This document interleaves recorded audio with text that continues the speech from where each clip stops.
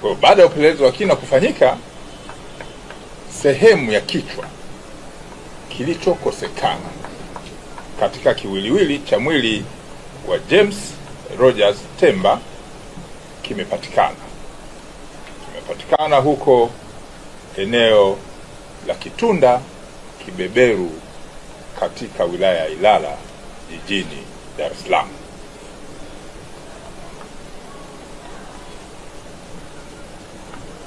Sehemu ya kichwa hiki kimekutwa kikiwa kimefukiwa ardhini na waliotekeleza uhalifu ule.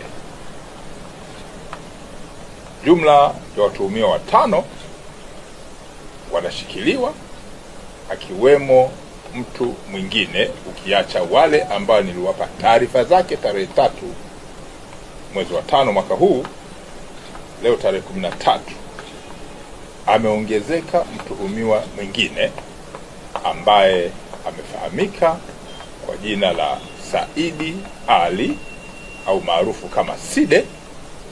Huyu ni Mzigua mwenye umri wa miaka 31 ambaye ni mganga wa kienyeji.